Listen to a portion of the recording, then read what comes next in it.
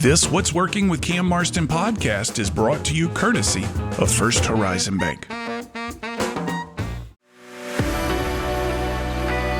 Everyone has aspirations, and often we see them as experiences to be lived sometime down the road. But we say, why wait? Welcome to Bucket Listening, brought to you by First Horizon Bank, where we talk to people who have found a way every day to live their bucket life right now. Hi, I'm Tabitha Scott, a human dynamics expert and the host of this podcast. I hope you'll join me as I sit down with people from all walks of life to learn how their passions, insights, and persistence have helped them turn their bucket list into a beautiful life. This is Bucket Listening, presented by First Horizon.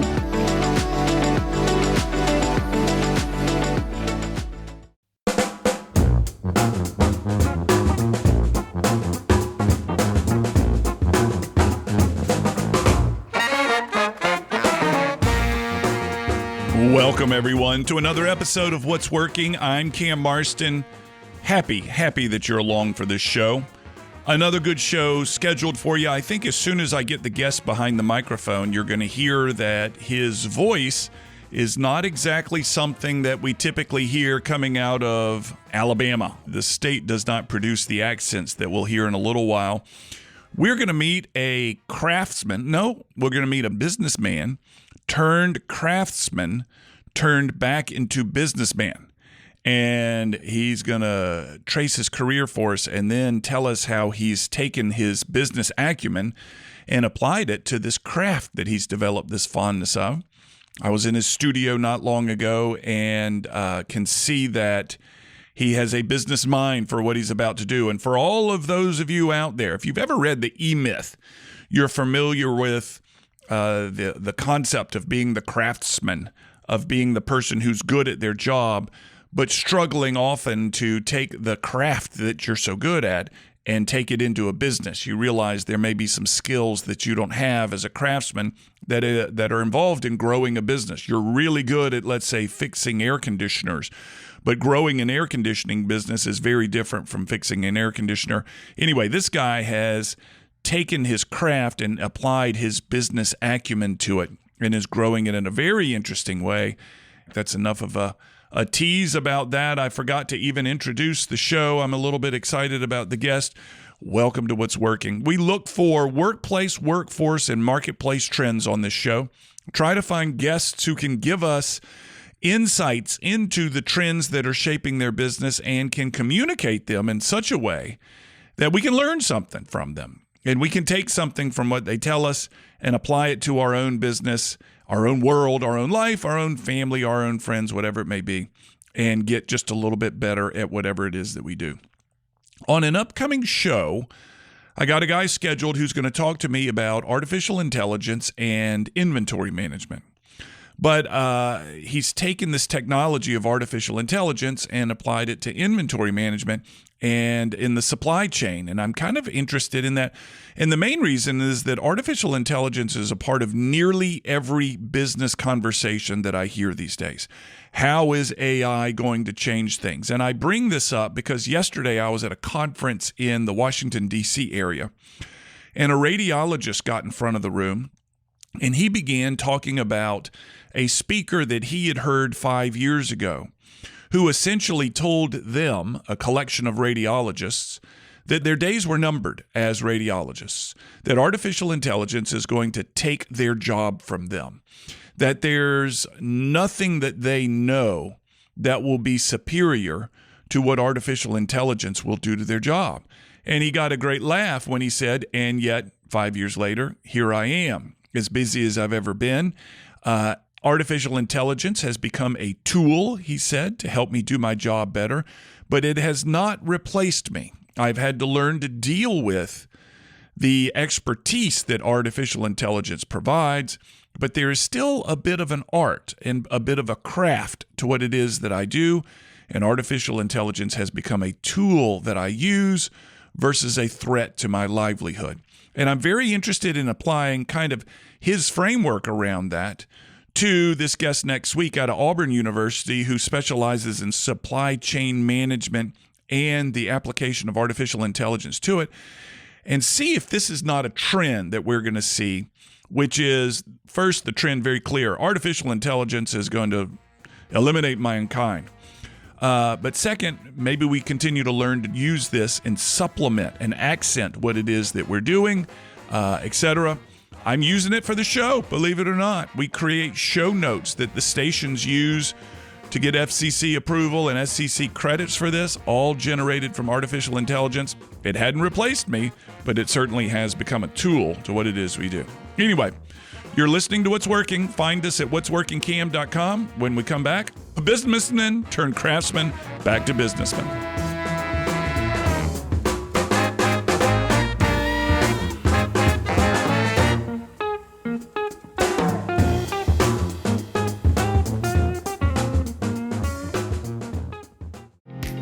This is Seth Cherniak, Vice President of Branch Development for the Jeffrey Matthews Financial Group. If you're an experienced financial advisor wanting the freedom of independence, but aren't sure making that jump is right for you, we should talk. Jeffrey Matthews has developed a successful program for advisors who don't want to be 1099 contractors and don't want to pay for their own overhead. We're looking for advisors who want the freedom to run their business the way they see fit, with the support that comes with a W-2 firm. If you're interested in joining one of our branches, or if you want to open your own branch as a full-time employee, let's chat. Our compensation plan is one of the most competitive among all W-2 firms, big or small. Reach out to us today at jeffreymatthews.com, connect with me, Seth Cherniak, on LinkedIn, or click the link in the podcast. Jeffrey Matthews Financial Group, member FINRA, SIPC.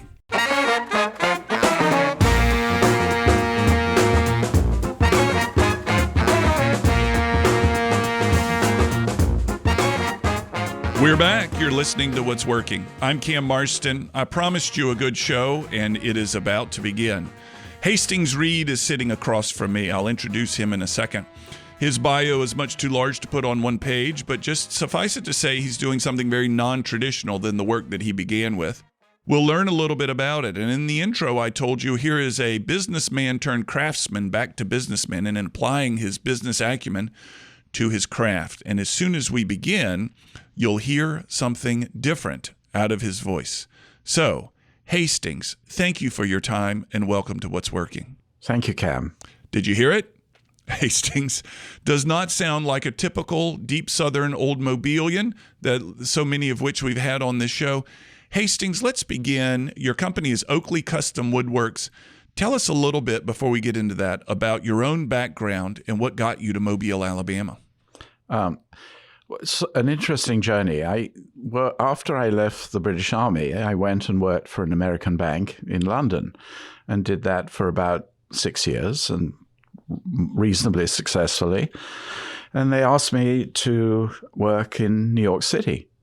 And I didn't want to be someone who ended their life saying, well, I could have worked in New York City without actually taking that opportunity. So we took 2 young children, my wife, 2 dogs, put them on the QE2 and fetched up and Pier whatever in New York City. No kidding. You came over on the QE2? The wife and the children and the dogs did. Yeah, you took the Concorde. No, not then. I flew. You did fly. So you were a consultant. You and I have spent some time together and kind of summarize a great chapter of your past. You were a consultant to at least a number of Fortune 500 companies that you've shared with me. And ultimately, it got you to Mobile. Yes. I was fortunate because consulting you can rarely do from anywhere. And I earned a lot of Delta miles in the process. Yeah.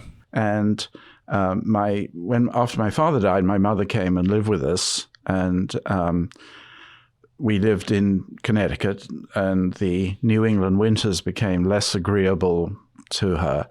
And so we decamped to Fort Lauderdale, and where we lived for 10 years and had a wonderful time there. The weather was perfect for my mother, and she lived to 93, so it was good therapy. Yeah. And my wife worked for a yacht broker who suddenly decided that he wanted to build boats, and he rented a yard in Bayou Battery, and he wanted my wife to come and run that.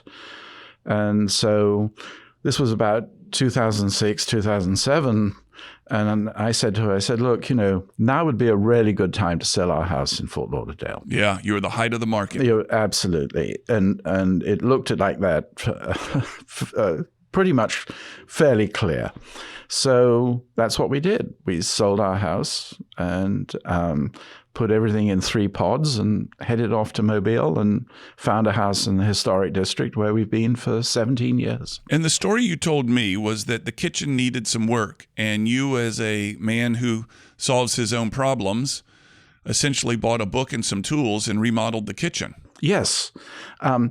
We wanted to buy a historic house that had basically been untouched, and we were successful in doing that because we wanted to put our fingerprints on it. And it entailed tearing out the existing kitchen, which wasn't particularly attractive anyway.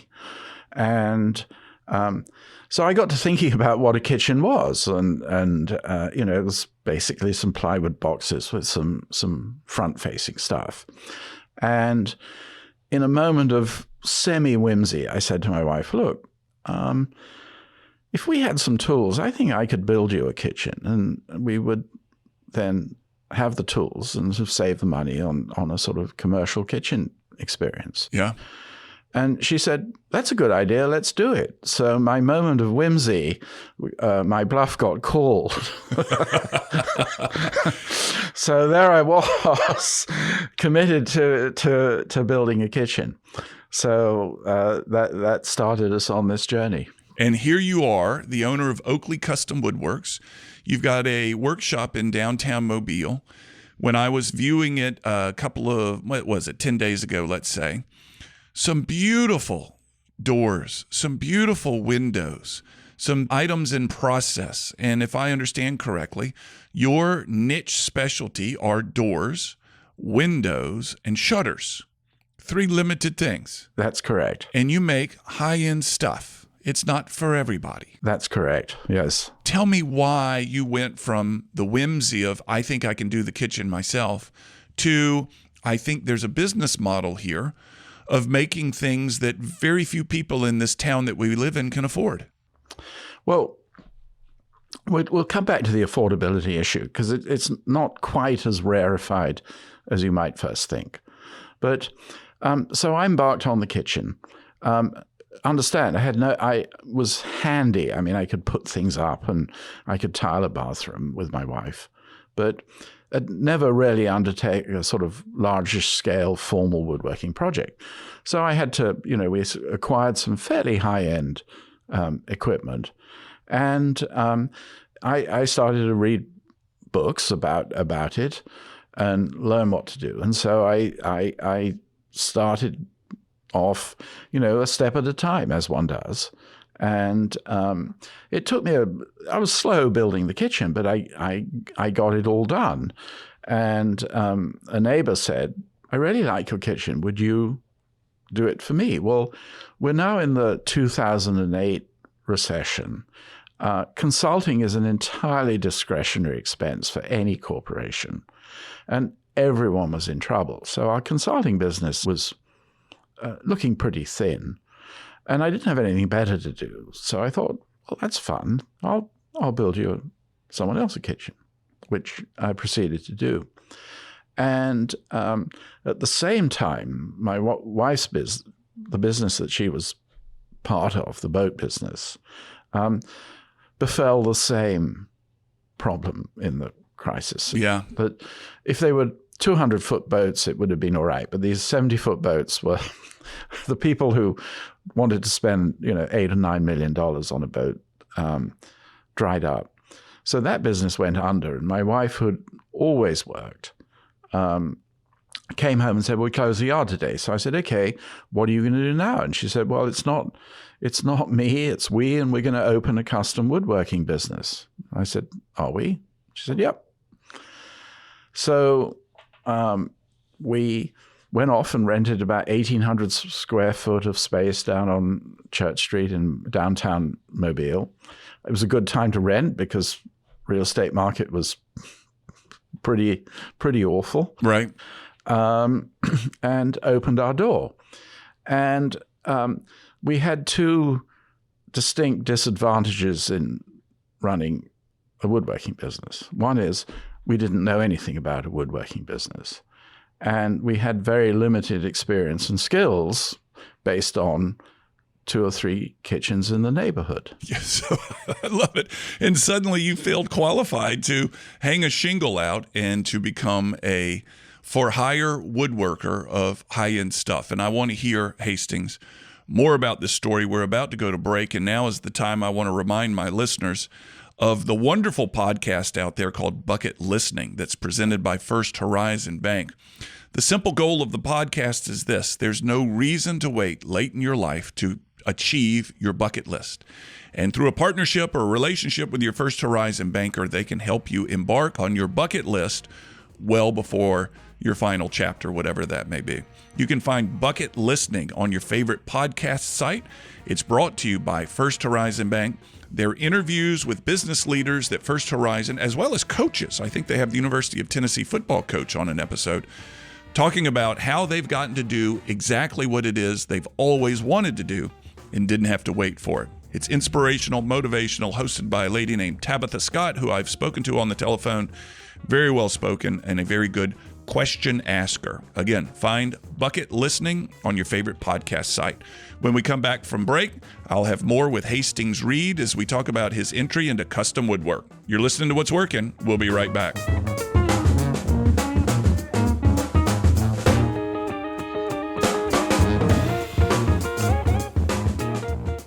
Customer service never goes out of style. In fact, I think it's safe to say that customer service is more valuable and more important now more than ever.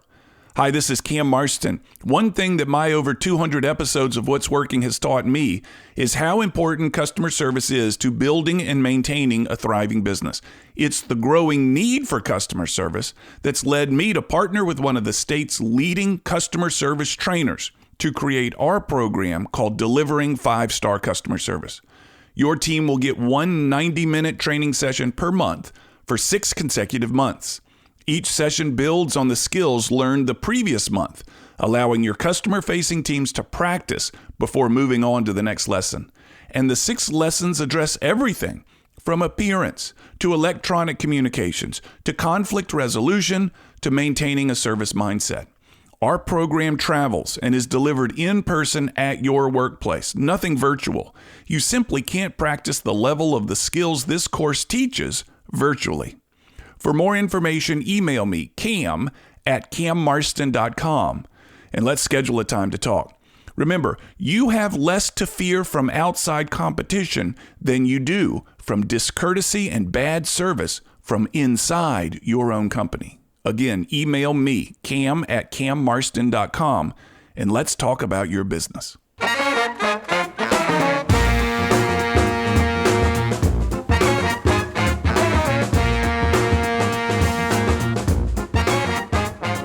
In the studio today, sitting across from Hastings Read. He's a native of the UK, living here in Mobile, Alabama, with a high-end woodworking shop. I've seen it. The product is beautiful. We're learning a little bit more about it as we get into it. And Hastings, as we talk in this segment here, I want you to tell me exactly what it is that I'm holding that you brought from the studio a little bit later and why it's so unique in the marketplace today. But prior to the break, your wife essentially said, we're going to open a custom woodworking shop. And you said, are we? Well, okay. Let's pick it up from there. Right. Well, we incorporated an LLC and acquired some space, moved the equipment that we had bought and into this and opened the door, as it were. And as I said, we had 2 seeming quite major disadvantages. One is we had no understanding of the woodworking business in any sense, either locally or regionally or nationally. And two, we had a skill base, but it was extremely narrow, limited to really just kitchens. So not unnaturally, we thought we would be making kitchens. And so that was our sort of direction. But the important thing to understand is that we knew about the disadvantages and were well aware of them going in. So when it's fine not to know anything, as long as you know you don't know anything. Yes. And so we were embarked on a journey of learning. What is this industry? What is this craft? And how do the two knit together as a successful business? And the answers to that were unknowable to us, and probably in the recession unknowable to anyone, because wood shops were going out of business left, right, and center. And we picked up a lot of equipment at auction from businesses that were failing, having done quite well when the market was up and not really able to sustain that when the market was down. And there's a different lesson there, but one that's very important. So starting a business in a recession is a pretty good thing, because it starts you off with a sort of a scarcity mindset, which you need as you start climbing the foothills. Interesting. And so pretty much we could make payroll almost from the beginning, but the payroll was very small. So, but it was good. We could sort of pay our way fairly modestly. And we elected that, having seen during my 25 years of consulting, very, very expensive market research proved to be almost utterly ineffective. So let me pause there to make sure I understand what you're saying. You had commissioned or had been commissioned to generate very expensive market research, which was useless. No, I was never a market researcher, but clients would share the product of market research they'd undertaken either with external firms, internally, and it contained a lot of information, but not a lot of insight. Okay. And so I've always been suspicious about market research. And in that, I'm in the good company of Steve Jobs, because Apple didn't believe in market research either. What you can take to the bank is watching people's behavior. What do they get out their wallet for and put dollar bills down on the table? That is extremely reliable. And so we determined that we would not limit our woodworking range at this point, but we would do anything and everything, A, to improve our skill base, which we needed to do, and two, to get a better understanding of what people were buying and what they would pay for. So we did all sorts of strange things. We built organ pedals for a pastor, and, we had to figure out how to do that, which we were able to do. And so we just tackled anything that anyone was willing to pay for. And we did a number of kitchens, but what we found was that we were getting a lot of inquiries about windows. And so I often say to people, well, why do you end up with windows, doors, and shutters? And I really say, well, actually, windows chose us. Why? Why did people want more information on windows? Because, as we've come to learn, the U.S. window market is dominated by the names that you would all be pretty much familiar to you. And those are, mass-produced products, largely, well, not largely, about 42% of the U.S. window market is wood, but that's aluminum-clad wood, which is a slightly different product. But if you look at most of the new houses in Spring Hill, you'll see that they're probably in an aluminum-clad wood window. Yeah. Which has technical problems by virtue of the cladding, because wood does not do well if you hermetically seal it under a metal's material. Right. But that's a different issue. So what like a lot of things, globalization has reduced cost but limited choice. So markets got larger by virtue of globalization, But to make money, you want to make large quantities of the same product. And so people want to make their homes more distinctive than, 3 choices. And so we found that people were coming to us because they had odd size openings, or, the mass manufactured product just didn't fit. And we found that we were able to meet their needs, and windows themselves, windows and doors, perform 2 diametrically opposite functions. One is to keep the occupants inside and safe from whatever the outside presents, hurricanes,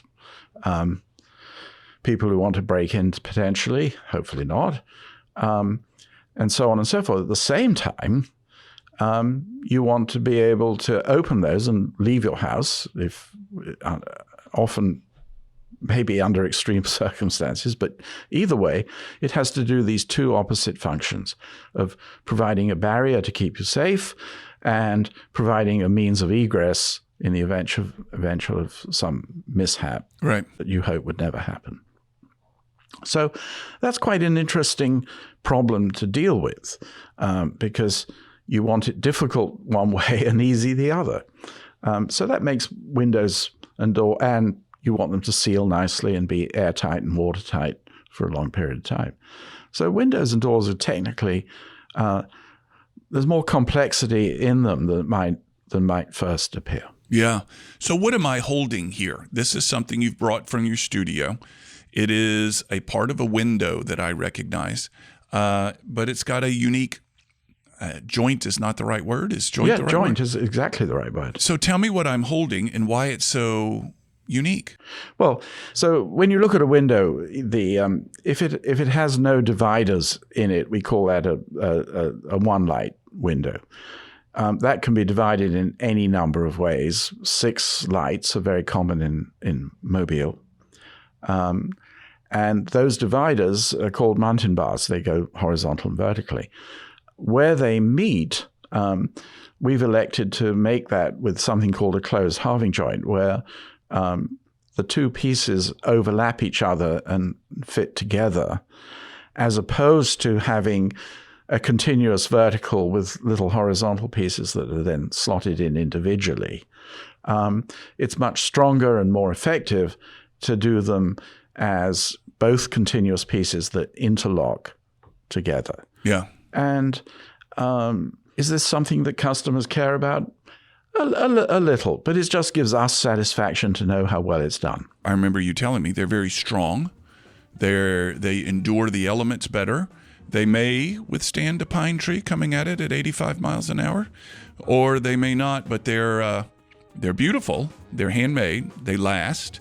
And there's a very special and cool machine that you showed me in your shop that is responsible for making these types of things. So when we get back from break, I want to learn a little bit more about what it is I'm holding and who the customer is that truly appreciates something like this, other than having an odd-shaped hole in their wall.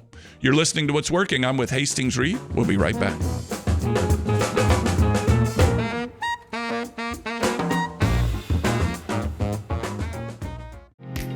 This is Seth Cherniak, Vice President of Branch Development for the Jeffrey Matthews Financial Group. If you're an experienced financial advisor wanting the freedom of independence but aren't sure making that jump is right for you, we should talk. Jeffrey Matthews has developed a successful program for advisors who don't want to be 1099 contractors and don't want to pay for their own overhead. We're looking for advisors who want the freedom to run their business the way they see fit, with the support that comes with a W-2 firm. If you're interested in joining one of our branches, or if you want to open your own branch as a full-time employee, let's chat. Our compensation plan is one of the most competitive among all W-2 firms, big or small.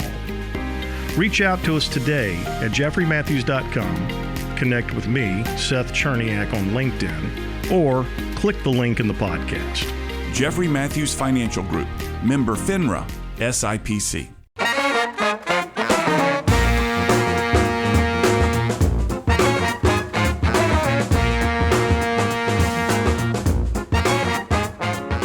You're listening to What's Working. I'm Cam Marston. We're in the studio today, and I'm sitting across from my new friend Hastings Read. His company is Oakleigh Custom Woodworks in downtown Mobile, Alabama. If you've been listening, you recognize that his accent is not typical of downtown Mobile, Alabama.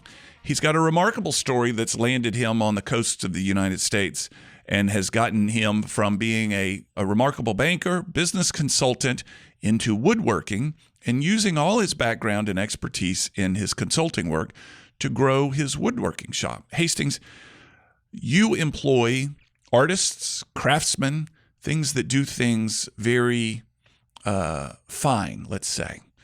And there may be people out there that look at a front door or look at a wood window and say that's art. I think most people pass those things without acknowledging the art that goes into it. Tell me what it's like to find and keep and motivate people who take such great pride in their craft at the same time they have a profit to deal with. Well, it can be quite difficult at times because obviously there's an economic drive.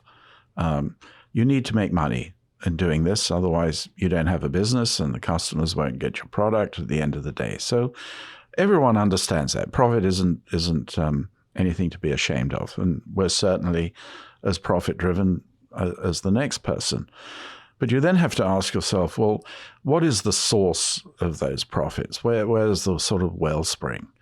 And there's a duality. We wouldn't have a business without highly satisfied customers.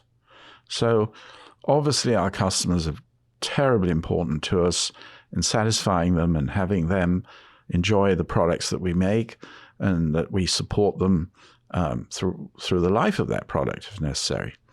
But at the same time, there's the individual that contributed to or largely made that product. And we need people who self-regulate.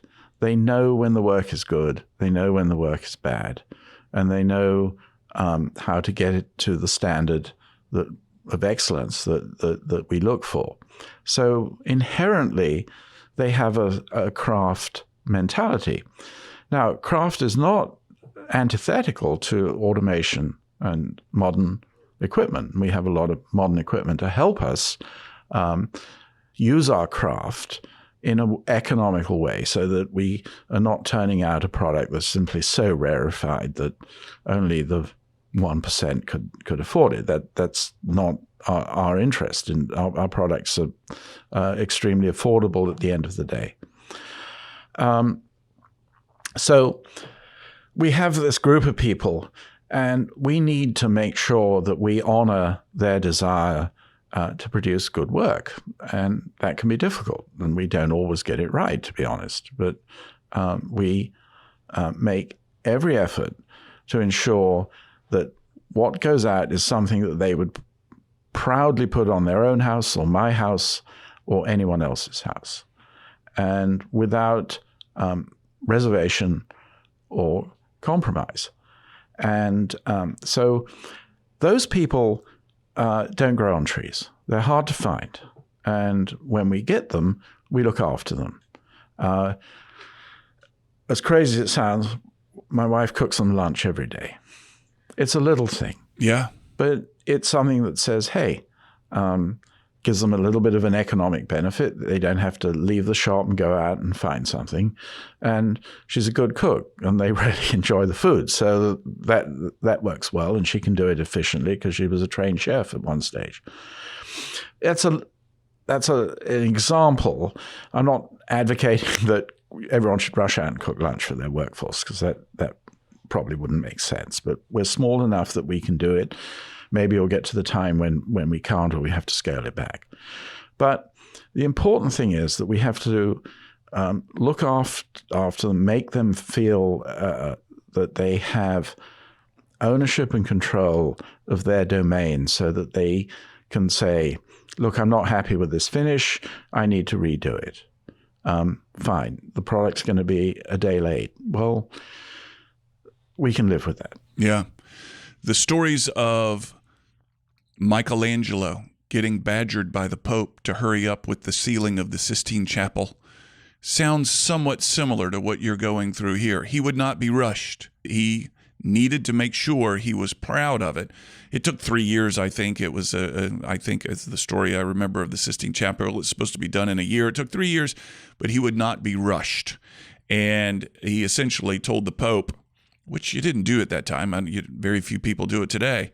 Sorry, buddy. I know you're my employer, and I know you swing a big stick around here, but I will not be rushed. And the Pope was his customer, essentially. Tell me how you deal with the pace of a craftsman compared to a hurried customer. Well, we try to give our customers a realistic time frame, and if they sort of balk at that, I say, look, do you really want to deal with someone in this market who's not busy? Yeah, that's a good question. And so if they get over that, that's sort of part of the hurdle.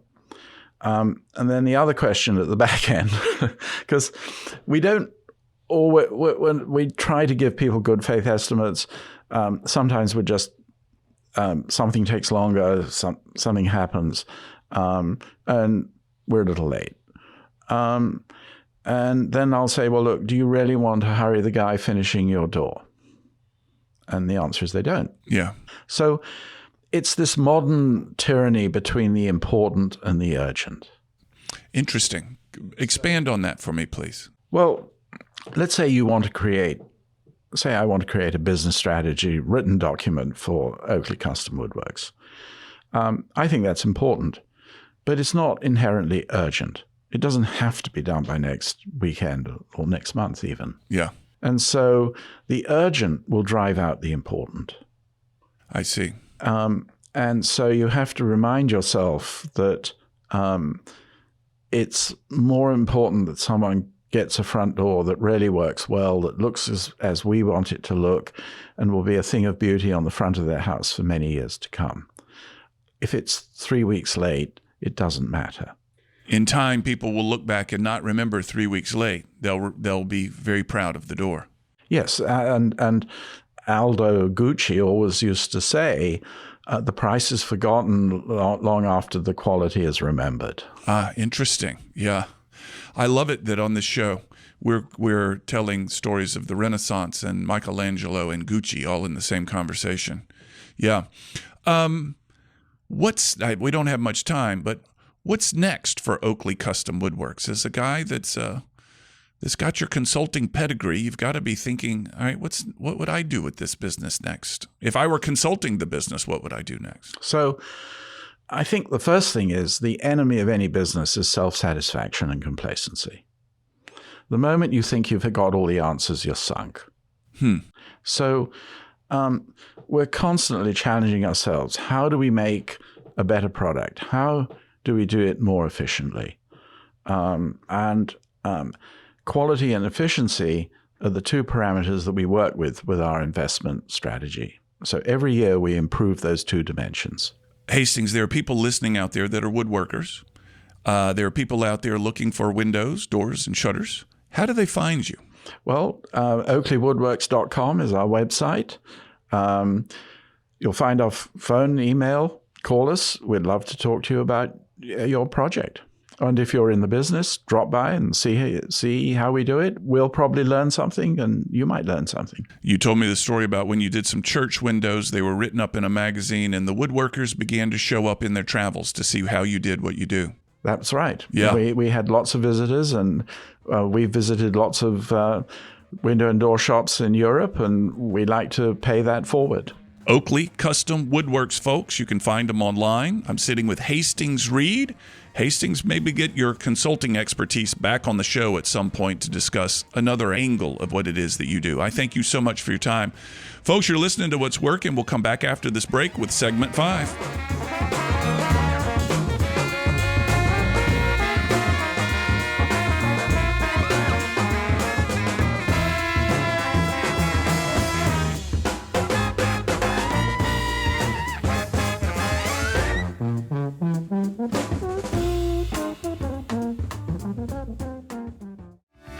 Need a trustworthy contractor for your next big project? Person Services Corp has served clients with dedication to safety, quality, and performance since 1978. Headquartered in Mobile, Person Services Corp has offices in 5 southeastern states to meet your project demands, from industrial to commercial to disaster recovery to infrastructure. Person Services Corp has a project management team ready to make your project a success. Find more at personsservices.com.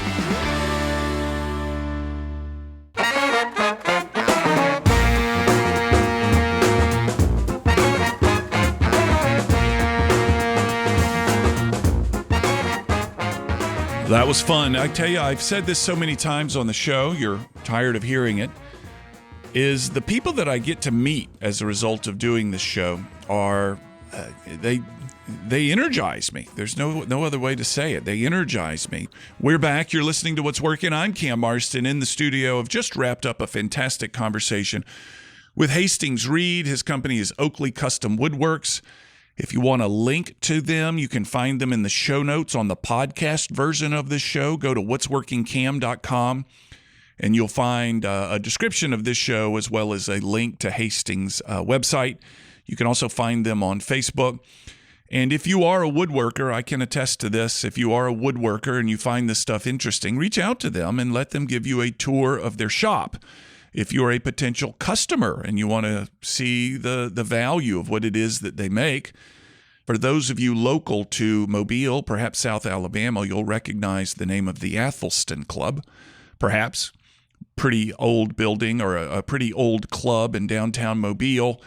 And when I was in there, they were redoing the doors to the Athelstan Club, and they were absolutely splendid, spectacular, the way they were coming out. And I know as well, if you're a woodworker and are curious about it, regardless of where you are in the country that listen to the show, if you're in the neck of Mobile, Alabama, reach out to them and let them give you a tour of their shop.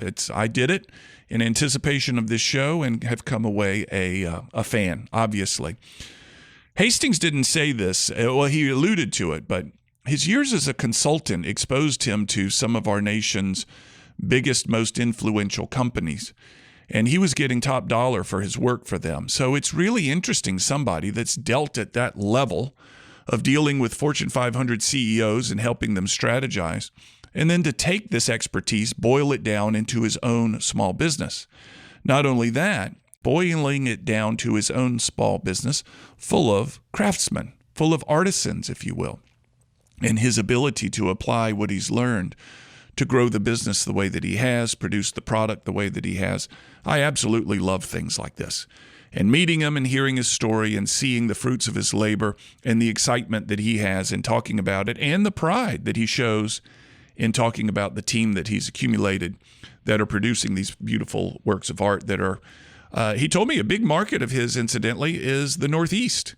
He was sending some things to Rhode Island that he had been working on in the studio. So there's a pot of people in the Northeast that have learned about him that are ordering some of his woodworking products. Anyway, if you want a link to it, you'll find it in the show notes. You can find this show at what'sworkingcam.com as well as previous shows. Check us out on social media. We try to talk about what's going on, what's upcoming, insights that we've gained. I realize as I sit here now that I didn't get a photo of Hastings. Should have done that. I'll have to request one for him that you'll find on social media. We'd love to hear what you think, and if there are businesses out there, regardless of where you're listening from, that you feel have a fantastic story to tell, please email me, cam@cammarston.com, and introduce me to the concept. If your email is overly self-promotional, it ain't going to work, quite frankly. So reach out to me. Let us know what you're doing. Let us know who you know, whose story that needs to be told, and we'll take it from there. We'll have another show next week. Have a good week, everybody.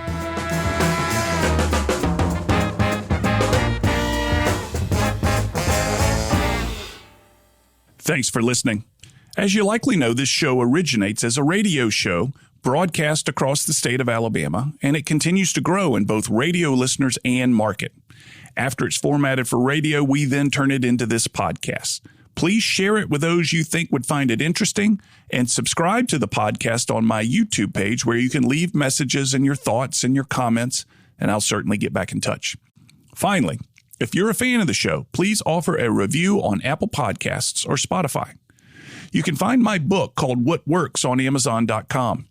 In it, I highlight the top 10 ideas from the first 200 episodes of the show. Mind you, they're not the top 10 best episodes, they're the top 10 best ideas. Many times the same ideas are brought up again and again by different guests, and we dig into those ideas in such a way that they'll be easily applicable for your business. Simply go to Amazon and enter my name, and you'll find what works as well as my other books. Chapter titles include How to Find a Niche, Innovation, Building Teams, and so forth. To learn more about the workshops and seminars I offer, go to cammarston.com. There you can view clips of my work, view workshop titles, view my reviews, case studies, customer lists. It's all there. If you'd like a free copy of one of the chapters of my book, enter your email address at the bottom of the homepage at cammarston.com. And from that site, you can email me directly. I always love to hear from you. You'll also find me on social media. Find Cam Marston on all the social media platforms, and you may need to enter the numeral 1. There's one other Cam Marston out there, and that numeral 1 distinguishes me from him from time to time. So if you're unsure if it's me or not, enter that numeral 1 after my name, and it should do the trick. On a more personal and less professional side, I record weekly commentaries that air across Alabama on Alabama Public Radio twice each day on Fridays called Keeping It Real. They've won statewide and national awards. They're simple observations on the world as it goes on around me, and they're only a few minutes long. They're a passion. You can find them on the same podcast app you're using to listen to this. Finally, if you're interested in advertising on this podcast or the radio show, reach out. I've worked hard to cultivate a specific listener, and I can tell you all about them, and I have many different options for helping you reach them. Thanks again for listening. We'll have another episode available soon.